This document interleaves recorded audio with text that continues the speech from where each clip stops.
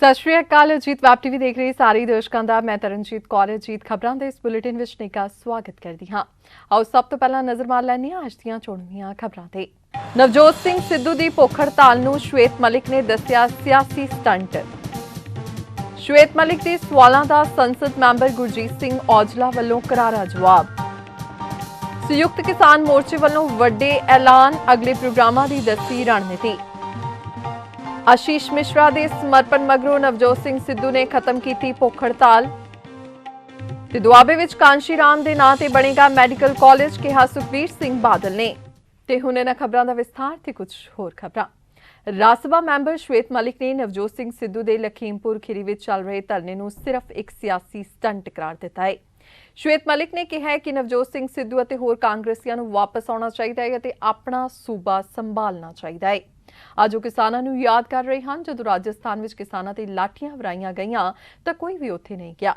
ਮਲਿਕ ਨੇ ਕਿਹਾ ਕਿ ਨਵਜੋਤ ਸਿੰਘ ਸਿੱਧੂ ਸਿਰਫ ਸੱਤਾ ਚਾਹੁੰਦੇ ਹਨ, ਪਰ ਸੱਤਾ ਉਹਨਾਂ ਦੇ ਹੱਥਾਂ ਵਿੱਚ ਨਹੀਂ ਆਈ ਅਤੇ ਮੁੱਖ ਮੰਤਰੀ ਚਰਨਜੀਤ ਸਿੰਘ ਚੰਨੀ ਬਣ ਗਏ। ਮਲਿਕ ਨੇ ਕਿਹਾ ਕਿ ਕਾਂਗਰਸੀਆਂ ਨੇ ਚੋਣਾਂ ਤੋਂ ਪਹਿਲਾਂ ਨਸ਼ਿਆਂ ਵਿਰੁੱਧ ਬੋਲ ਕੇ ਪੰਜਾਬ ਨੂੰ ਬਦਨਾਮ ਕੀਤਾ। ਉੜਤਾ ਪੰਜਾਬ ਫਿਲਮ ਵੀ ਬਣੀ, ਜਦਕਿ ਕੇਂਦਰ ਅਤੇ ਰਾਜ ਸਰਕਾਰਾਂ ਨਸ਼ਿਆਂ ਨੂੰ ਰੋਕਣ ਲਈ ਹਰ ਸੰਭਵ ਕੋਸ਼ਿਸ਼ ਕਰ ਰਹੀਆਂ ਸਨ। ਸੋ ਤੁਸੀਂ ਸਿਰਫ ਰਾਜਨੀਤਿਕ ਰੋਟੀਆਂ ਸੇਕਣ ਉੱਥੇ ਤੇ ਗਏ ਹੋਏ ਹੋ ਕਿ ਤੁਹਾਡਾ ਰਾਜਸਥਾਨ ਵਿੱਚ ਜਿਹੜਾ ਕਿਸਾਨਾਂ ਦੇ ਲਾਠੀ ਚਾਰਜ ਹੋਇਆ ਉਹ ਤੁਹਾਨੂੰ ਨਜ਼ਰ ਨਹੀਂ ਆਉਂਦਾ?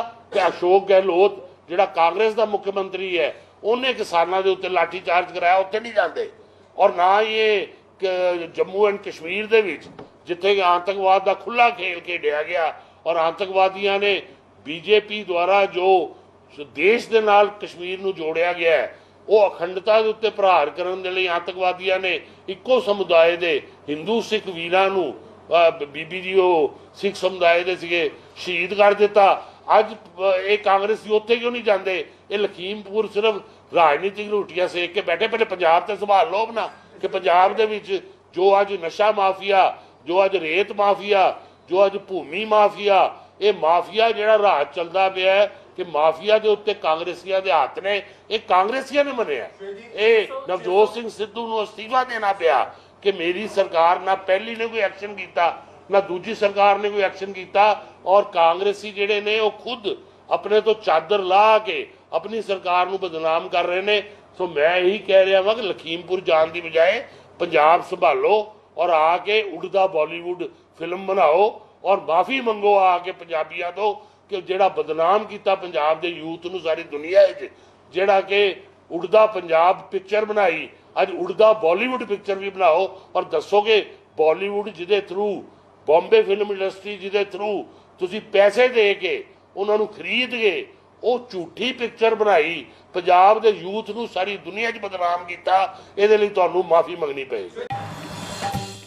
ਅੰਮ੍ਰਿਤਸਰ ਤੋਂ ਰਾਜ ਸਭਾ ਮੈਂਬਰ ਸ਼ਵੇਤ ਮਲਿਕ ਵੱਲੋਂ ਅੱਜ ਪ੍ਰੈਸ ਵਾਰਤਾ ਕੀਤੀ ਗਈ, ਜਿਸ ਵਿੱਚ ਉਹਨਾਂ ਨੇ ਕਈ ਮੁੱਦਿਆਂ ਤੇ ਕਾਂਗਰਸ ਪਾਰਟੀ ਨੂੰ ਘੇਰਿਆ ਹੈ। ਉੱਥੇ ਹੀ ਦੂਜੇ ਪਾਸੇ ਜਿਸ ਦਾ ਜਵਾਬ ਦਿੰਦੇ ਹੋਏ ਅੰਮ੍ਰਿਤਸਰ ਤੋਂ ਸੰਸਦ ਮੈਂਬਰ ਗੁਰਜੀਤ ਸਿੰਘ ਔਜਲਾ ਨੇ ਕਿਹਾ ਕਿ ਇਕੱਲੀ ਸ਼ਾਹਰੁਖ ਖਾਨ ਦੇ ਬੇਟੇ ਦੀ ਗੱਲ ਨਹੀਂ, ਜਿਹੜਾ ਗੁਜਰਾਤ ਵਿੱਚ 3000 ਕਿਲੋ ਨਸ਼ਾ ਮਿਲਿਆ ਏ ਉਸ ਤੇ ਵੀ ਸ਼ਵੇਤ ਮਲਿਕ ਜ਼ਰੂਰ ਜਵਾਬ ਦੇਣ। ਪੱਤਰਕਾਰਾਂ ਨਾਲ ਗੱਲਬਾਤ ਕਰਦੇ ਹੋਏ ਗੁਰਜੀਤ ਸਿੰਘ ਔਜਲਾ ਨੇ ਕਿਹਾ ਕਿ ਗੁਜਰਾਤ ਵਿੱਚ ਪਹਿਲਾਂ ਵੀ ਕਈ ਖੇਪਾਂ ਆਈਆਂ ਹੋਣਗੀਆਂ, ਇਸ ਤੋਂ ਬਾਅਦ ਹੀ ਏਡੀ ਵੱਡੀ ਖੇਪ ਬਰਾਮਦ ਕੀਤੀ ਗਈ ਏ। ਉਨ੍ਹਾਂ ਕਿਹਾ ਕਿ ਭਾਜਪਾ ਸਵਾਲ ਕਰਨ ਤੋਂ ਪਹਿਲਾਂ ਆਪਣੇ ਗਿਰੇਬਾਨ ਵਿੱਚ ਝਾਤ ਮਾਰ ਲਵੇ। ਉੱਥੇ ਹੀ ਕਿਸਾਨਾਂ ਦਾ ਪੱਖ ਪੂਰਦਿਆਂ ਉਨ੍ਹਾਂ ਕਿਹਾ ਕਿ ਬਾਰਡਰਾਂ ਤੇ ਬੈਠੇ ਕਿਸਾਨ ਰੋਜ਼ਾਨਾ ਹੀ ਸ਼ਹਾਦਤਾਂ ਪਾ ਰਹੇ ਹਨ, ਲੇਕਿਨ ਪ੍ਰਧਾਨ ਮੰਤਰੀ ਨੇ ਇਸ ਮਾਮਲੇ ਤੇ ਚੁੱਪ ਧਾਰੀ ਹੋਈ ਏ। ਦੇਖੋ, ਜਿਹੜਾ ਨਸ਼ੇ ਦਾ ਪ੍ਰਕੋਪ ਹੈ ਉਹ ਤਕਰੀਬਨ ਹਰ ਜਗ੍ਹਾ ਤੇ ਪੈਰ ਪਸਾਰ ਚੁੱਕਾ, ਕਿਉਂਕਿ ਇਹਦੇ ਵਿੱਚ ਕਾਫੀ ਜਿਹੜਾ ਜ਼ਿਆਦਾ ਰੋਲ ਚਲਦੀ ਜਿਹੜੇ ਪੈਸੇ ਆ ਉਹ ਬਹੁਤ ਜ਼ਿਆਦਾ ਵੱਧਦੇ ਆ ਔਰ ਬਾਲੀਵੁੱਡ ਤੇ ਪਹਿਲਾਂ ਵੀ ਇਸ ਗੱਲ ਦੀਆਂ ਕਈ ਸ਼ਿਕਾਇਤਾਂ ਜਿਹੜੀਆਂ ਅੱਗੇ ਆ ਚੁੱਕੀਆਂ ਨੇ ਔਰ ਕਈ ਜਗ੍ਹਾ ਤੇ ਅੱਗੇ ਮਿਲੀਆਂ ਨੇ। ਪਰ ਮੈਂ ਸ਼ਵੇਤ ਮਲਿਕ ਹੋਣਾ ਜੀ ਨੂੰ ਇੱਕ ਹੀ ਬੇਨਤੀ ਕਰੂੰਗਾ, ਜਿਹੜੀ ਗੁਜਰਾਤ ਤੋਂ 3000 ਕਿਲੋ ਫੜੀ ਗਈ ਉਹਦੇ ਬਾਰੇ ਕੋਈ ਬਹੁਤੀ ਗੱਲਬਾਤ ਬਾਹਰ ਨਹੀਂ ਆ ਰਹੀ। ਜਿੰਨਾ ਸ਼ਾਹਰੁਖ ਦੇ ਮੁੰਡੇ ਦਾ ਮਤਲਬ ਤਗੜੀ ਕਰੜੀ ਕਾਰਵਾਈ ਕੀਤੀ ਉਹਦੇ ਤੇ ਵੀ ਅਜੇ ਤੱਕ ਕੋਈ ਵੱਡੀ ਕਾਰਵਾਈ ਨਹੀਂ ਹੋਈ। ਸੋ ਮੈਂ ਤੇ ਇਹੀ ਕਹਾਂਗਾ ਕਿ ਉਹਨੂੰ ਵੀ ਆਪਾਂ ਨੂੰ ਤਗੜੇ ਹੋ ਕੇ ਲੈਣਾ ਚਾਹੀਦਾ, ਕਿਉਂਕਿ 3000 ਕਿਲੋ ਜੇ ਇੱਕ ਜਗ੍ਹਾ ਤੇ ਆਈ ਹੈ ਗੁਜਰਾਤ ਦੀ ਬੰਦਰਗਾਹ ਤੇ ਬਾਕੀ ਉਹ ਅੱਗੇ ਕਿੰਨੀ ਵਾਰੀ ਆਈ ਹੋਊਗੀ। ਉਹਨਾਂ ਨੇ ਕਾਂਗਰਸ ਤੇ ਐਲੀਗੇਸ਼ਨ ਲਗਾਏ, ਕਹਿੰਦੇ ਕਿ ਕਾਂਗਰਸ ਵੱਲੋਂ ਇਹ ਫਿਲਮ ਜਿਹੜੀ ਸੀਗੀ ਤਿਆਰ ਕਰਵਾਈ ਗਈ ਸੀਗੀ ਉੜਦਾ ਪੰਜਾਬ ਨੂੰ ਲੈ ਕੇ, ਤੇ ਹੁਣ ਕਾਂਗਰਸ ਜਿਹੜੀ ਆ ਕਿਉਂ ਨਹੀਂ ਜਵਾਬ ਦੇ ਪਾ ਰਹੀ? ਨਹੀਂ, ਕਾਂਗਰਸ ਮੈਨੂੰ ਗੱਲ ਫੜਿਆ ਸ਼ਾਹਰੁਖ ਦਾ ਮੁੰਡਾ ਗਿਆ 3000 ਕਿਲੋ ਗੁਜਰਾਤ ਤੋਂ ਫੜੀ ਗਈ, ਜਿੱਥੇ ਸਰਕਾਰ ਇਹਨਾਂ ਦੀ ਹੈ ਮਤਲਬ 3000 ਕਿਲੋ ਜਿੱਥੋਂ ਫੜੀ ਗਈ ਹੈ, ਤੇ ਜਵਾਬ ਸਾਡੇ ਤੋਂ ਮੰਗੀ ਜਾਂਦੇ। ਇਹ ਆਪਣਾ ਕੇਂਦਰ ਦੀ ਵਜ਼ਾਰਤ ਤੋਂ ਸਾਈਡ ਤੇ ਹੋ ਜਾਣ, ਫਿਰ ਜਵਾਬ ਅਸੀਂ ਸਾਰੇ ਦੇ ਦਿਆਂਗੇ। ਲਖੀਮਪੁਰ ਖੀਰੀ ਘਟਨਾ ਵਿੱਚ ਕਿਸਾਨਾਂ ਦੀ ਮੌਤ ਦਾ ਮਾਮਲਾ ਗਰਮਾਉਂਦਾ ਜਾ ਰਿਹਾ ਹੈ। ਇਸ ਮਾਮਲੇ ਨੂੰ ਲੈ ਕੇ ਸੰਯੁਕਤ ਕਿਸਾਨ ਮੋਰਚੇ ਵੱਲੋਂ ਕਈ ਵੱਡੇ ਐਲਾਨ ਕੀਤੇ ਗਏ ਹਨ। ਸੰਯੁਕਤ ਕਿਸਾਨ ਮੋਰਚੇ ਨੇ ਕੇਂਦਰੀ ਗ੍ਰਹਿ ਰਾਜ ਮੰਤਰੀ ਅਜੇ ਮਿਸ਼ਰਾ ਅਤੇ ਉਹਨਾਂ ਦੇ ਬੇਟੇ ਆਸ਼ੀਸ਼ ਮਿਸ਼ਰਾ ਦੇ ਖਿਲਾਫ ਸਖਤ ਕਾਰਵਾਈ ਦੀ ਮੰਗ ਕੀਤੀ ਹੈ। ਇਸ ਦੇ ਨਾਲ ਹੀ ਅਜੇ ਮਿਸ਼ਰਾ ਨੂੰ ਮੰਤਰੀ ਮੰਡਲ ਤੋਂ ਹਟਾਉਣ ਦੀ ਮੰਗ ਵੀ ਕੀਤੀ ਗਈ ਹੈ। ਇਸ ਮੌਕੇ ਯੋਗਿੰਦਰ ਯਾਦਵ ਨੇ ਕਿਹਾ ਕਿ ਪਹਿਲੇ ਪ੍ਰੋਗਰਾਮ ਤਹਿਤ 12 ਅਕਤੂਬਰ ਨੂੰ ਸ਼ਹੀਦ ਹੋਏ ਕਿਸਾਨਾਂ ਅਤੇ ਪੱਤਰਕਾਰ ਦੇ ਲਈ ਅੰਤਿਮ ਅਰਦਾਸ ਲਖੀਮਪੁਰ ਵਿੱਚ ਕੀਤੀ ਜਾਵੇਗੀ।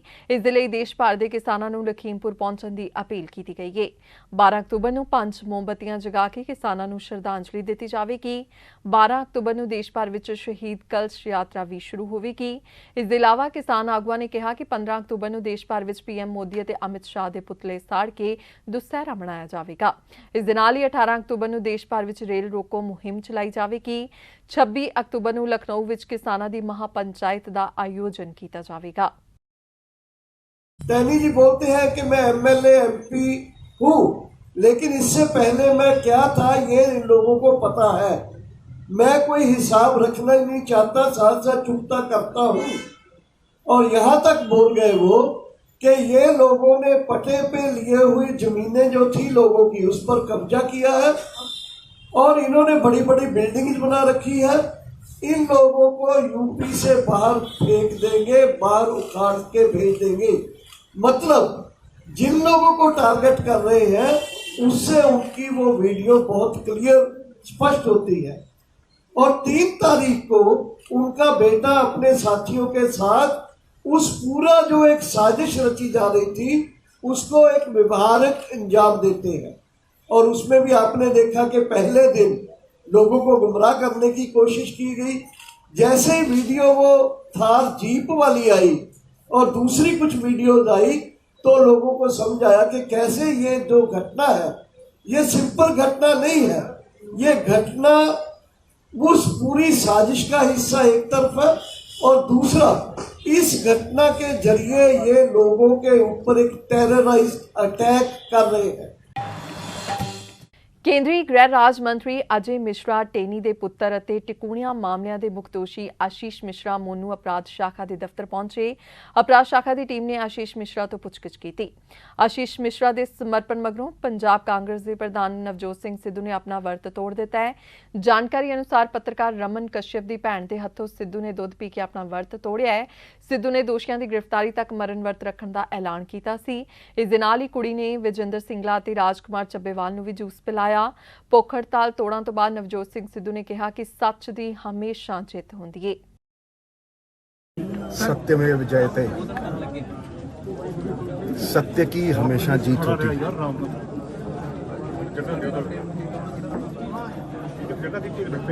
न्याय से बड़ा राष्ट्र चलाने के लिए कोई साधन नहीं है। न्याय है तो सुशासन, न्याय नहीं है तो कुशासन। कोई व्यक्ति राजा भी हो, न्याय से बड़ा नहीं। यही सत्य है। सत्य की इस लड़ाई में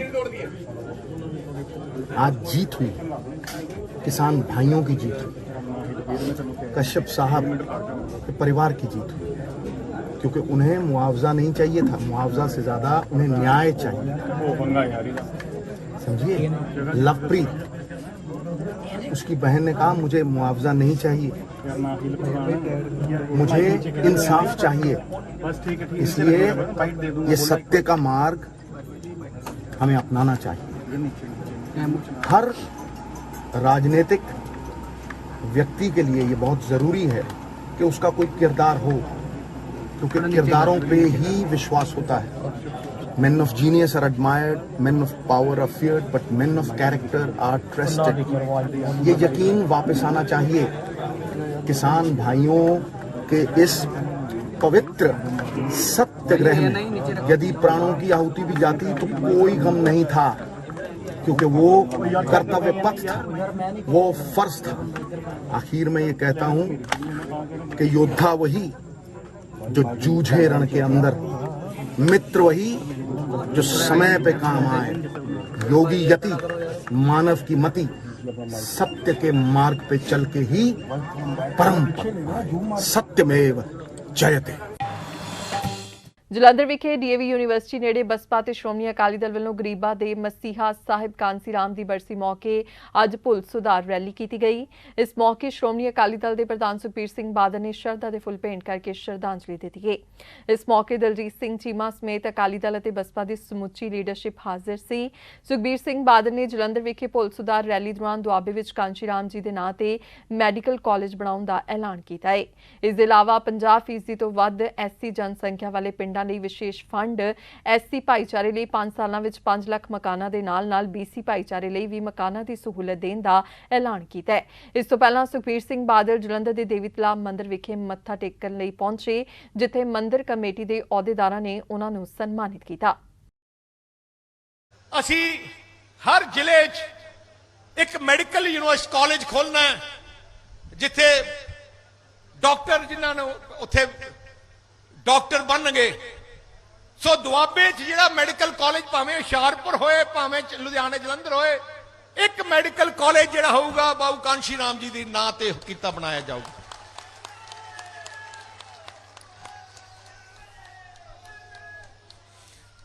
ਦੂਜੀ ਗੱਲ, ਜਿਹੜੇ ਪਿੰਡਾਂ ਵਿੱਚ 50% ਤੋਂ ਵੱਧ ਐਸਸੀ ਭਾਈਚਾਰਾ ਰਹਿੰਦਾ, 50% ਤੋਂ ਵੱਧ, बहुजन समाज पार्टी श्रोमणी अकाली दल की जो सरकार आएगी,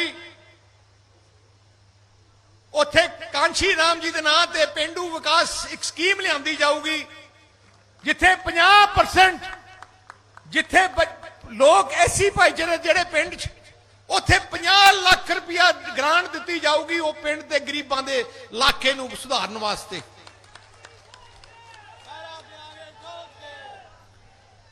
मैं पहले ही ऐलान कर चुका है, डॉक्टर अंबेडकर जी के नाम से एक बहुत बड़ी नवी यूनिवर्सिटी दुआबे च बनाई जाऊगी, जिस यूनिवर्सिटी एक ऐसी यूनिवर्सिटी होगी जिथों बच्चे पढ़ के टॉप दी नौकरियां लै सकन, ते उस यूनिवर्सिटी दा नाम इंटरनेशनल लेवल ते होए। ਅਕਾਲੀ ਦਲ ਦੇ ਪ੍ਰਧਾਨ ਸੁਖਬੀਰ ਸਿੰਘ ਬਾਦਲ ਦਾ ਕਿਸਾਨਾਂ ਵੱਲੋਂ ਜਲੰਧਰ ਪਹੁੰਚਣ ਤੇ ਵਿਰੋਧ ਕੀਤਾ ਗਿਆ। ਦਰਅਸਲ ਡੀਏਵੀ ਯੂਨੀਵਰਸਿਟੀ ਨੇੜੇ ਸ਼ਨੀਵਾਰ ਦੀ ਰੈਲੀ ਤੋਂ ਪਹਿਲਾਂ ਹੀ ਕਿਸਾਨਾਂ ਨੇ ਸੁਖਬੀਰ ਸਿੰਘ ਬਾਦਲ ਦਾ ਵਿਰੋਧ ਸ਼ੁਰੂ ਕਰ ਦਿੱਤਾ। ਵੱਡੀ ਗਿਣਤੀ ਵਿੱਚ ਕਿਸਾਨ ਪਠਾਨਕੋਟ ਚੌਂਕ ਵਿੱਚ ਇਕੱਠੇ ਹੋ ਕੇ ਸੁਖਬੀਰ ਸਿੰਘ ਬਾਦਲ ਦਾ ਵਿਰੋਧ ਕਰ ਰਹੇ ਹਨ। ਸੁਖਬੀਰ ਸਿੰਘ ਬਾਦਲ ਕਾਂਸੀ ਰਾਮ ਦੀ ਬਰਸੀ ਮੌਕੇ ਅੱਜ ਭੁੱਲ ਸੁਧਾਰ ਰੈਲੀ ਵਿੱਚ ਸ਼ਿਰਕਤ ਕਰਨ ਲਈ ਪਹੁੰਚੇ ਸਨ। ਕਿਸਾਨਾਂ ਦੇ ਵਿਰੋਧ ਤੋਂ ਬਾਅਦ ਪੁਲਿਸ ਨੇ ਸੁਰੱਖਿਆ ਸਖਤ ਕਰ ਦਿੱਤੀ ਅਤੇ ਸੁਖਬੀਰ ਦੇ ਕਾਫਲੇ ਨੂੰ ਉੱਥੋਂ ਬਾਹਰ ਕੱਢਿਆ। ਮੌਕੇ ਤੇ ਪੁਲਿਸ ਫੋਰਸ ਵੀ ਤਾਇਨਾਤ ਸੀ। ਇਸ ਦੌਰਾਨ ਪਠਾਨਕੋਟ ਚੌਂਕ ਤੇ ਟ੍ਰੈਫਿਕ ਜਾਮ ਹੋਣ ਕਾਰਨ ਉੱਥੋਂ ਲੰਘਣ ਵਾਲੇ ਵਾਹਨ ਚਾਲਕਾਂ ਨੂੰ ਕਾਫੀ ਪਰੇਸ਼ਾਨੀ ਦਾ ਸਾਹਮਣਾ ਕਰਨਾ ਪਿਆ। देखो यूपी ਦੇ ਵਿੱਚ 5 ਨੌਜਵਾਨ ਸ਼ਹੀਦ ਹੋ ਗਏ ਨੇ, ਜਿਹੜੇ ਵਿੱਚੋਂ 4 ਕਿਸਾਨ ਹੋ ਗਏ, ਇੱਕ ਪੱਤਰਕਾਰ ਵੀਰ ਸ਼ਹੀਦ ਹੋ ਗਿਆ, ਤੇ ਦੂਸਰੇ ਪਾਸੇ 600 ਤੋਂ ਉੱਪਰ ਗਿਣਤੀ ਜਿਹੜੀ ਅੱਜ ਕਿਸਾਨ ਸ਼ਹੀਦ ਹੋ ਗਏ ਦਿੱਲੀ ਦੇ ਵਿੱਚ ਬਾਰਡਰਾਂ ਤੇ। ਇਹਨਾਂ ਨੂੰ ਉਹਨਾਂ ਦੀ ਯਾਦ ਨਹੀਂ ਆ ਰਹੀ, ਇਹਨਾਂ ਨੂੰ ਰੈਲੀਆਂ, ਸਿਆਸੀ ਰੈਲੀਆਂ ਕਰਨੀ ਪਈ ਆ। ਇਸ ਕਰਕੇ ਅੱਜ ਇਹਨਾਂ ਨੂੰ ਰੈਲੀ ਨਾ ਸੀ ਕਰਨੀ ਚਾਹੀਦੀ, ਅੱਜ ਇਹਨਾਂ ਨੂੰ ਕਿਸਾਨ ਨਾਲ ਖੜਨਾ ਚਾਹੀਦਾ। ਯੂਪੀ ਜਿਹੜੇ ਕਿਸਾਨ ਸ਼ਹੀਦ ਹੋਏ ਆ ਉਹਨਾਂ ਦੇ ਜ਼ਖਮਾਂ ਤੇ ਮਲਮ ਲਾਉਣ ਵਾਸਤੇ ਇਹਨੂੰ ਸਰਦਾਰ ਸੁਖਬੀਰ ਸਿੰਘ ਬਾਦਲ ਨੂੰ ਤੇ ਜਸਵੀਰ ਸਿੰਘ ਗੜੀ ਨੂੰ ਯੂਪੀ ਜਾਣਾ ਚਾਹੀਦਾ ਸੀ। ਭੈਣ ਮਾਇਆਵਤੀ ਨੂੰ ਜਾ ਕੇ ਯੂਪੀ 'ਚ ਉੱਥੇ ਬਿਆਨ ਦੇਣਾ ਚਾਹੀਦਾ ਸੀ। ਭਾਜਪਾ ਨੂੰ ਕਹਿਣਾ ਚਾਹੀਦਾ ਸੀ ਸਾਡਾ ਬੱਚਾ ਅੱਜ ਕਿਸਾਨ ਦੇ ਨਾਲ ਆ। ਅੱਜ ਇਹਨਾਂ ਨੂੰ ਪੰਜਾਬ ਦੀਆਂ ਚੋਣਾਂ ਕਰਕੇ ਪੰਜਾਬ ਦੀ ਇਹਨਾਂ ਨੂੰ ਬਾਈ ਦੱਸਦੀ ਆ, ਇਹਨਾਂ ਨੂੰ ਇਹ ਪਾਸੇ ਨਹੀਂ ਤੁਰਨਾ ਚਾਹੀਦਾ। ਜਿੱਦਣ ਇਲੈਕਸ਼ਨ ਐਲਾਨ ਹੋ ਗਏ, ਜਥੇਬੰਦੀਆਂ ਕਹਿ ਚੁੱਕੀਆਂ ਆ ਅਸੀਂ ਤੁਹਾਡਾ ਨਹੀਂ ਵਿਰੋਧ ਕਰਾਂਗੇ, ਤੁਸੀਂ ਆਪਣੀਆਂ ਇਲੈਕਸ਼ਨਾਂ ਜੀ ਸਦ ਕੇ ਲੜੋ। ਪਰ ਅੱਜ ਪਿੰਡਾਂ ਦੇ ਵਿੱਚ ਦਫਾੜ ਪਾਉਣ ਵਾਸਤੇ, ਮੋਦੀ ਸਰਕਾਰ ਨੂੰ ਫਾਇਦਾ ਪਹੁੰਚਾਉਣ ਵਾਸਤੇ ਇਹ ਸਾਰੇ ਇੱਕ ਚਾਲ ਅੰਡਰ ਪਲਾਨ ਚੱਲ ਰਿਹਾ ਇਹਨਾਂ ਦਾ। ਬੀਤੇ ਦਿਨ ਸ਼੍ਰੀਨਗਰ ਦੇ ਇੱਕ ਸਰਕਾਰੀ ਸਕੂਲ ਵਿੱਚ ਇੱਕ ਸਿੱਖ ਪ੍ਰਿੰਸੀਪਲ ਬੀਬੀ ਅਤੇ ਇੱਕ ਹਿੰਦੂ ਅਧਿਆਪਕ ਦੀ ਗੋਲੀਆਂ ਮਾਰ ਕੇ ਹੱਤਿਆ ਕੀਤੇ ਜਾਣ ਦੀ ਸ਼੍ਰੀ ਅਕਾਲ ਤਖ਼ਤ ਸਾਹਿਬ ਦੇ ਜਥੇਦਾਰ ਸਿੰਘ ਸਾਹਿਬ ਗਿਆਨੀ ਹਰਪ੍ਰੀਤ ਸਿੰਘ ਨੇ ਕਰੜੇ ਸ਼ਬਦਾਂ ਵਿੱਚ ਨਿਖੇਧੀ ਕਰਦਿਆਂ ਇਸ ਨੂੰ ਬੁਜ਼ਦਿਲਾਨਾ ਕਾਰਵਾਈ ਕਰਾਰ ਦਿੱਤਾ ਹੈ। ਉੱਥੇ ਹੀ ਉਹਨਾਂ ਨੇ ਲਖੀਮਪੁਰ ਖੀਰੀ ਘਟਨਾ ਦੀ ਵੀ ਨਿਖੇਧੀ ਕੀਤੀ ਹੈ। ਅੱਜ ਦਮਦਮਾ ਸਾਹਿਬ ਵਿਖੇ ਆਪਣੀ ਰਿਹਾਇਸ਼ ਉੱਤੇ ਪੱਤਰਕਾਰਾਂ ਨਾਲ ਗੱਲਬਾਤ ਦੌਰਾਨ ਸਿੰਘ ਸਾਹਿਬ ਨੇ ਕਿਹਾ ਕਿ ਕਸ਼ਮੀਰ ਵਿੱਚ ਇੱਕ ਸਿੱਖ ਸਕੂਲ ਉੱਤੇ ਹਮਲਾ ਕਰਦਿਆਂ ਇੱਕ ਸਿੱਖ ਅਤੇ ਇੱਕ ਹਿੰਦੂ ਅਧਿਆਪਕ ਦਾ ਗੋਲੀਆਂ ਮਾਰ ਕੇ ਕਤਲ ਕੀਤਾ ਗਿਆ। ਇਸ ਦੀ ਜਿੰਨੀ ਵੀ ਨਿਖੇਧੀ ਕੀਤੀ ਜਾਵੇ ਘੱਟ ਹੈ। ਉਨ੍ਹਾਂ ਕਿਹਾ ਕਿ ਕੋਈ ਵੀ ਧਰਮ ਇਹ ਨਹੀਂ ਸਿਖਾਉਂਦਾ ਕਿ ਬੇਕਸੂਰ ਬੀਬੀ ਜਾਂ ਨਿਰਦੋਸ਼ ਵਿਅਕਤੀ ਦਾ ਕਤਲ ਕਰ ਦਿੱਤਾ ਜਾਵੇ। ਉਨ੍ਹਾਂ ਕਿਹਾ ਕਿ ਇਸ ਸਮੁੱਚੀ ਘਟਨਾ ਕਾਇਰਾਨਾ ਹਰਕਤ ਦਾ ਨਤੀਜਾ ਹੈ। ਦੇਖੋ ਐਜੂਕੇਸ਼ਨ ਦਿੰਦੇ ਨੇ ਸਕੂਲ ਸਾਡੇ, ਇਸ ਸਕੂਲ ਦੇ ਉੱਤੇ ਹਮਲਾ ਇਹ ਬਹੁਤ ਹੀ ਕਾਇਰਤਾ ਭਰੀ ਜਿਹੜੀ ਹੈ ਕਰਤੂਤ ਹੈ। ਸਕੂਲ ਦੇ ਵਿੱਚ ਗੋਲੀਆਂ ਚਲਾ ਕੇ 2 ਟੀਚਰਾਂ ਦੀ ਜਿਹੜੀ ਹੈ ਉਹ ਹੱਤਿਆ ਕਰ ਦੇਣੀ, ਇਹ ਬਹਾਦਰੀ ਨਹੀਂ ਹੈ, ਇਹ ਬੁਜ਼ਦਲੀ ਹੈ। ਔਰ ਜਿਨ੍ਹਾਂ ਨੇ ਵੀ ਇਹ ਕਰਤੂਤ ਕੀਤੀ ਹੈ, ਕਾਰਾ ਕੀਤਾ ਹੈ, ਉਹਨਾਂ ਨੇ ਬੁਜ਼ਦਲੀ ਕੀਤੀ ਹੈ, ਇਹ ਕਾਇਰਾਨਾ ਹਰਕਤ ਕੀਤੀ ਹੈ। ਭਾਰਤ ਸਰਕਾਰ ਦਾ ਫਰਜ਼ ਬਣਦਾ ਹੈ ਕਿ ਇਹਦੀ ਬਹੁਤ ਬਰੀਕੀ ਦੇ ਨਾਲ ਜਾਂਚ ਕੀਤੀ ਜਾਏ ਕਿ ਜਿਹਨੇ ਵੀ ਇਸ ਘਟਨਾ ਨੂੰ ਅੰਜਾਮ ਦਿੱਤਾ ਹੈ ਉਹ ਕੌਣ ਲੋਕ ਹੈ, ਕਿਹਦੇ ਨਾਲ ਜੁੜੇ ਹੈ, ਕਿਹਦੇ ਨਾਲ ਤਾਲੁਕਾਤ ਰੱਖਦੇ ਹੈ। ਤੇ ਕਸ਼ਮੀਰ ਦੇ ਵਿੱਚ ਹੀ ਨਹੀਂ ਬਲਕਿ ਪੂਰੇ ਭਾਰਤ ਦੇ ਵਿੱਚ ਘੱਟ ਗਿਣਤੀਆਂ ਦੀ ਸੁਰੱਖਿਆ ਜਿਹੜੀ ਹੈ ਉਹ ਯਕੀਨੀ ਬਣਾਈ ਜਾਣੀ ਚਾਹੀਦੀ ਹੈ। ਕਸ਼ਮੀਰ ਦੇ ਵਿੱਚ ਵੀ ਇੱਕ ਸਿੱਖ ਦਾ ਕਤਲ ਤੇ ਇੱਕ ਹਿੰਦੂ ਦਾ ਕਤਲ ਜਿਹੜਾ ਹੈ ਇਹ ਘੱਟ ਗਿਣਤੀਆਂ ਦੇ ਉੱਤੇ ਹਮਲਾ ਹੈ ਉੱਥੇ। ਤੇ ਇਸੇ ਤਰ੍ਹਾਂ ਹੀ ਲਖੀਮਪੁਰ ਖੀਰੀ ਦੇ ਵਿੱਚ ਜੋ ਕੁਝ ਵਾਪਰਿਆ ਇਹ ਵੀ ਬਹੁਤ ਮੰਦਭਾਗਾ ਹੈ। ਭਾਰਤ ਸਰਕਾਰ ਜਿਹੜੀ ਹੈ ਉਹ ਖਾਸ ਇਸ ਗੱਲ ਦੇ ਉੱਤੇ ਤਵੱਜੋ ਦੇਵੇ ਕਿ ਘੱਟ ਗਿਣਤੀਆਂ ਦੀ ਜਾਨ ਮਾਲ ਦੀ ਹਿਫਾਜ਼ਤ ਜਿਹੜੀ ਹੈ ਉਹ ਸਹੀ ਢੰਗ ਦੇ ਨਾਲ ਕੀਤੀ ਜਾਵੇ ਤੇ ਪ੍ਰਸ਼ਾਸਨ ਜਿਹੜਾ ਇਸ ਨੂੰ ਚੁਸਤ ਦਰੁਸਤ ਭਾਰਤ ਸਰਕਾਰ ਕਰੇ ਤਾਂ ਕਿ ਭਵਿੱਖ ਦੇ ਵਿੱਚ ਅਜਿਹੀਆਂ ਘਟਨਾਵਾਂ ਜਿਹੜੀਆਂ ਉਹ ਮੁੜ ਨਾ ਵਾਪਰਨ। 1984 ਵਿੱਚ ਕੇਂਦਰ ਦੀ ਕਾਂਗਰਸ ਸਰਕਾਰ ਵੱਲੋਂ ਸ਼੍ਰੀ ਦਰਬਾਰ ਸਾਹਿਬ ਵਿਖੇ ਕੀਤੇ ਗਏ ਫੌਜੀ ਹਮਲੇ ਦੌਰਾਨ ਅਗਵਾਈ ਕਰਨ ਵਾਲੇ ਜਨਰਲ ਵੈਦਿਆ ਨੂੰ ਮੌਤ ਦੇ ਘਾਟ ਉਤਾਰਨ ਵਾਲੇ ਭਾਈ ਹਰਜਿੰਦਰ ਸਿੰਘ ਜਿੰਦਾ ਤੇ ਭਾਈ ਸੁਖਦੇਵ ਸਿੰਘ ਸੁੱਖਾ ਦੀ ਸਾਲਾਨਾ ਬਰਸੀ ਸ਼੍ਰੋਮਣੀ ਕਮੇਟੀ ਵੱਲੋਂ ਸ਼੍ਰੀ ਦਰਬਾਰ ਸਾਹਿਬ ਸਮੂਹ ਵਿਖੇ ਸਥਿਤ ਗੁਰਦੁਆਰਾ ਝੰਡਾ ਬੁੰਗਾ ਸਾਹਿਬ ਵਿਖੇ ਮਨਾਈ ਗਈ। ਇਸ ਮੌਕੇ ਸ਼੍ਰੀ ਅਖੰਡ ਪਾਠ ਸਾਹਿਬ ਜੀ ਦੇ ਭੋਗ ਉਪਰੰਤ ਸੱਚਖੰਡ ਸ਼੍ਰੀ ਹਰਿਮੰਦਰ ਸਾਹਿਬ ਦੇ ਹਜ਼ੂਰੀ ਰਾਗੀ ਭਾਈ ਕੁਲਦੀਪ ਸਿੰਘ ਨੇ ਗੁਰਬਾਣੀ ਸਰਵਣ ਕਰਵਾਈ। ਅਰਦਾਸ ਭਾਈ ਗੁਰਚਰਨ ਸਿੰਘ ਨੇ ਕੀਤੀ ਅਤੇ ਪਾਵਨ ਹੁਕਮਨਾਮਾ ਸੱਚਖੰਡ ਸ਼੍ਰੀ ਹਰਿਮੰਦਰ ਸਾਹਿਬ ਦੇ ਗ੍ਰੰਥੀ ਗਿਆਨੀ ਗੁਰਮਿੰਦਰ ਸਿੰਘ ਨੇ ਸਰਵਣ ਕਰਵਾਇਆ। ਇਸ ਮੌਕੇ ਸ਼ਹੀਦਾਂ ਦੇ ਪਰਿਵਾਰਕ ਮੈਂਬਰਾਂ ਨੂੰ ਸ਼੍ਰੋਮਣੀ ਕਮੇਟੀ ਵੱਲੋਂ ਗੁਰੂ ਬਖਸ਼ਿਸ਼ ਸਿਰੋਪਾਓ ਦਿੱਤੇ ਗਏ। ਅੱਜ ਸਿੱਖ ਕੌਮ ਦੇ ਕੌਮੀ ਸ਼ਹੀਦ ਭਾਈ ਹਰਜਿੰਦਰ ਸਿੰਘ ਦਾ ਭਾਈ ਸੁਖਦੇਵ ਸਿੰਘ ਸੁੱਖਾ ਉਹਨਾਂ ਦੀ ਜਿਹੜੀ ਸਾਲਾਨਾ ਉਹਨਾਂ ਦੀ ਯਾਦ ਮਨਾਈ ਜਾਂਦੀ ਆ। ਉਸ ਸਿੱਖ ਕੌਮ ਦੀ ਨੁਮਾਇੰਦਾ ਜਥੇਬੰਦੀ ਧਾਰਮਿਕ ਤੌਰ ਤੇ ਜਿਹੜੀ ਚੁਣੀ ਹੋਈ ਸੰਸਥਾ ਸ਼੍ਰੋਮਣੀ ਗੁਰਦੁਆਰਾ ਪ੍ਰਬੰਧਕ ਕਮੇਟੀ ਵੱਲੋਂ ਹਰ ਸਾਲ ਉਹਨਾਂ ਨੂੰ ਕੌਮੀ ਸ਼ਹੀਦ ਦਾ ਦਰਜਾ ਦਿੱਤਾ ਜਾਂਦਾ ਤੇ ਉਹਦੇ ਤੋਂ ਇਹ ਯਾਦ ਮਨਾਈ ਜਾਂਦੀ ਆ। ਅੱਜ ਉਸ ਯਾਦ ਨੂੰ ਮਨਾਉਂਦੇ ਹਾਂ ਗੁਰਦੁਆਰਾ ਝੰਡਾ ਬੁੰਗਾ ਸਾਹਿਬ ਵਿਖੇ, ਜਿੱਥੇ ਉਹਨਾਂ ਸ਼ਹੀਦਾਂ ਨੂੰ ਯਾਦ ਕੀਤਾ ਗਿਆ। ਨਾਲ ਦੀ ਨਾਲ ਉਹਨਾਂ ਨੇ ਜਿਸ ਅਕੀਦੇ ਦੀ ਖਾਤਰ ਸ਼ਹਾਦਤ ਦਿੱਤੀ ਉਸ ਅਕੀਦੇ ਨੂੰ ਜਿਹੜਾ ਉਹ ਅੱਜ ਯਾਦ ਕੀਤਾ ਗਿਆ, ਕਿਉਂਕਿ ਹਿੰਦੁਸਤਾਨ ਦੀ ਹਕੂਮਤ ਨੇ ਜੂਨ 1984 ਦੇ ਵਿੱਚ ਹਿੰਦੁਸਤਾਨ ਦੀ ਇੱਕ ਲੁਕਵੇਂ ਮਨੋਰਥ ਨੂੰ ਪੂਰਿਆਂ ਕਰਦਿਆਂ ਹੋਇਆਂ ਉਸ ਵੇਲੇ ਦੀ ਕਾਂਗਰਸ ਦੀ ਸਰਕਾਰ ਦਾ ਉਹ ਮਨਸ਼ਾ ਪੂਰਾ ਕਰਦਿਆਂ ਹੋਇਆਂ ਫੌਜੀ ਹਮਲਾ ਕੀਤਾ ਗਿਆ, ਜਿਹਦੇ ਵਿੱਚ ਤੋਪਾਂ, ਟੈਂਕਾਂ, ਜਹਾਜ਼ਾਂ ਦੀ ਵਰਤੋਂ ਕੀਤੀ ਗਈ ਤੇ ਉਸ ਹਮਲੇ ਦਾ ਜਵਾਬ ਸਿੱਖ ਕੌਮ ਦੇ ਜੁਝਾਰੂ ਨੌਜਵਾਨਾਂ ਨੇ ਤੇ ਮਰਦੇ ਮੁਜਾਹਿਦ ਬਾਬਾ ਜਰਨੈਲ ਸਿੰਘ ਜੀ ਖਾਲਸਾ ਭਿੰਡਰਾਂ ਵਾਲਿਆਂ ਦੀ ਅਗਵਾਈ ਦੇ ਵਿੱਚ ਬੜਾ ਢੁਕਵਾਂ ਜਵਾਬ ਦਿੱਤਾ ਸੀ।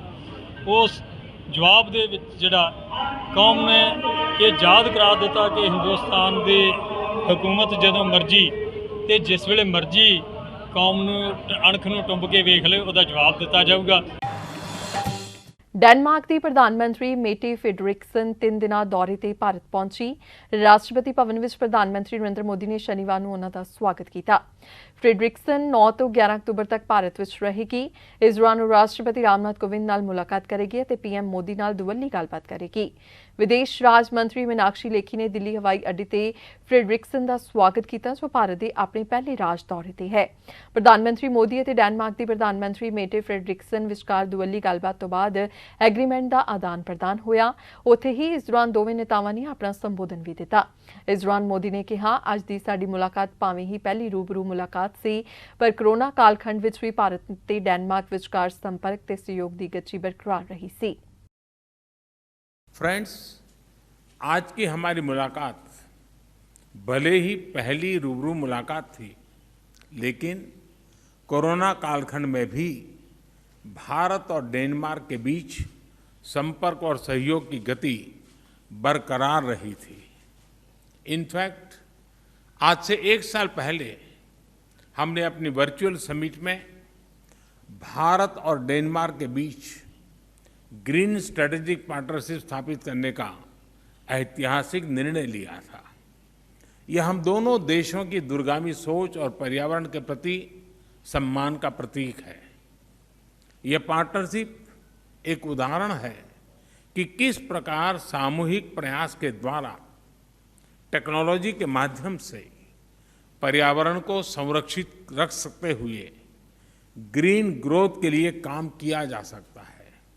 आज हमने इस साझेदारी के अंतर्गत हुई प्रगति को रिव्यू भी किया और आने वाले समय में क्लाइमेट चेंज के विषय पर सहयोग बढ़ाने के लिए अपनी प्रतिबद्धता को भी दोहराया। इस संदर्भ में यह भी बहुत प्रसन्नता की बात है कि डेनमार्क इंटरनेशनल सोलर अलायंस का सदस्य बन गया है। हमारे सहयोग में यह एक नया आयाम जुड़ा है। ਨਾਭਾ ਵਿਖੇ ਪਹੁੰਚੇ ਪੰਜਾਬ ਦੇ ਖੇਤੀਬਾੜੀ ਮੰਤਰੀ ਕਾਕਾ ਰਣਦੀਪ ਸਿੰਘ ਨਾਭਾ ਵੱਲੋਂ ਨਾਭਾ ਦਾ ਦੌਰਾ ਕਰਕੇ ਸ਼ਹਿਰ ਵਾਸੀਆਂ ਦਾ ਧੰਨਵਾਦ ਕੀਤਾ। ਇਸ ਦੌਰਾਨ ਸ਼ਹਿਰ ਨਿਵਾਸੀਆਂ ਨੇ ਉਹਨਾਂ ਦਾ ਜ਼ੋਰਦਾਰ ਸਵਾਗਤ ਕੀਤਾ। ਇਸ ਤੋਂ ਬਾਅਦ ਗੱਲਬਾਤ ਦੌਰਾਨ ਉਹਨਾਂ ਨੇ ਬਿਜਲੀ ਸੰਕਟ ਤੇ ਬੋਲਦਿਆਂ ਕਿਹਾ ਕਿ ਬਿਜਲੀ ਸੰਕਟ ਸਾਰੇ ਦੇਸ਼ ਵਿੱਚ ਹੀ ਹੈ। ਉਹਨਾਂ ਕਿਹਾ ਕਿ ਪੰਜਾਬ ਵਿੱਚ ਬਲੈਕਆਊਟ ਵਰਗੀ ਸਥਿਤੀ ਕਾਂਗਰਸ ਸਰਕਾਰ ਪੈਦਾ ਨਹੀਂ ਹੋਣ ਦੇਵੇਗੀ। ਉਹਨਾਂ ਇਹ ਵੀ ਦੱਸਿਆ ਕਿ ਪੰਜਾਬ ਵਿੱਚ ਡੀਏਪੀ ਖਾਦ ਦੀ ਵੀ ਕੋਈ ਕਿੱਲਤ ਨਹੀਂ ਆਵੇਗੀ ਅਤੇ 1.97 ਲੱਖ ਮੀਟ੍ਰਿਕ ਟਨ ਖਾਦ ਪੰਜਾਬ ਪੁੱਜ ਰਹੀ ਹੈ। ਰਣਦੀਪ ਸਿੰਘ ਕੈਬਨਿਟ ਮੰਤਰੀ ਬਣਨ ਮਗਰੋਂ ਨਾਭਾ ਦੇ ਲੋਕਾਂ ਨਾਲ ਕੀਤੇ ਵਾਅਦੇ ਮੁਤਾਬਿਕ ਅੱਜ ਮੁੜ ਨਾਭਾ ਪੁੱਜੇ, ਜਿੱਥੇ ਉਹਨਾਂ ਸਵਰਗੀ ਪਿਤਾ ਤੇ ਸਾਬਕਾ ਮੰਤਰੀ ਸਰਦਾਰ ਗੁਰਦਰਸ਼ਨ ਸਿੰਘ ਦੀ ਨਾਭਾ ਪਟਿਆਲਾ ਬਾਈਪਾਸ ਨੇੜੇ ਸਥਿਤ ਯਾਦਗਾਰ ਵਿਖੇ ਨਤਮਸਤਕ ਹੋਈ ਤੇ ਪੰਜਾਬ ਦੇ ਲੋਕਾਂ ਦੀ ਨਿਰੰਤਰ ਨਿਰਸਵਾਰਥ ਸੇਵਾ ਕਰਨ ਦਾ ਪ੍ਰਣ ਦੁਹਰਾਇਆ। पिछले हफ्ते रात ਨੂੰ आके नाभे ਰਿਹਾ ਸੀਗਾ, ਪਰ ਬਦਨਸੀਬੀ ਨਾਲ ਤਕਰੀਬਨ ਨਾਭੇ ਕਿਉਂਕਿ ਅਮਲੋ 'ਚ ਮੈਨੂੰ ਲਗਭਗ ਰਾਤ ਦੇ 12:30 ਵੱਜ ਗਏ ਸੀ ਤੇ ਅਸੀਂ ਚਹਿਲ ਤੋਂ ਬਾਅਦ ਮੈਂ ਸਮਾਗਮ ਪੋਸਟਪੋਨ ਕੀਤਾ ਸੀ ਕਿਉਂਕਿ ਨਾਭੇ ਦੇ ਲੋਕਾਂ ਦੀ ਬੜੀ ਮਨਸ਼ਾ ਸੀ। ਸਵਰਗੀ ਸਰਦਾਰ ਗੁਰਦਰਸ਼ਨ ਸਿੰਘ ਨੂੰ ਅੱਜ ਉਹਨਾਂ ਨੇ ਸ਼ਰਧਾਂਜਲੀ ਦਿੱਤੀ ਹੈ ਔਰ ਉਹਨਾਂ ਦੀ ਸੀਸਾਂ ਹੀ ਜਾਂ ਉਹਨਾਂ ਦਾ ਆਸ਼ੀਰਵਾਦ ਦੇ ਤਹਿਤ ਨਾਭਾ ਵਾਸੀਆਂ ਦੇ ਤੇ ਅਮਲੋ ਹਲਕਾ ਵਾਸੀਆਂ ਦਾ ਆਸ਼ੀਰਵਾਦ ਦੇ ਅਧੀਨ ਆ ਮਾਨ ਸਤਿਕਾਰ ਮਿਲਿਆ ਔਰ ਇਹ ਸਮਰਪਿਤ ਇਹਨਾਂ ਲੋਕਾਂ ਨੂੰ ਹੈ। ਜੋ ਵੀ ਪੰਜਾਬ ਸਰਕਾਰ ਨਾਭੇ ਤੇ ਅਮਲੋ ਲਈ ਕਰ ਸਕਦੀ ਹੈ ਉਹਦੇ ਲਈ ਮੈਂ ਸਦਾ ਲਈ ਹਾਜ਼ਰ ਹਾਂ, ਸਮਰਪਿਤ ਹਾਂ। ਇਸ ਨਾਲ ਹੀ ਅਜੀਤ ਖਬਰਾਂ ਦਾ ਇਹ ਬੁਲੇਟਿਨ ਇੱਥੇ ਹੀ ਖਤਮ ਹੁੰਦਾ ਹੈ। ਨਵੀਆਂ ਤੇ ਤਾਜ਼ਾ ਤਰੀਨ ਖਬਰਾਂ ਲੈ ਕੇ ਫਿਰ ਤੋਂ ਹਾਜ਼ਰ ਹੋਵਾਂਗੇ। ਤਦ ਤੱਕ ਲਈ ਦਿਓ ਇਜਾਜ਼ਤ। ਧੰਨਵਾਦ।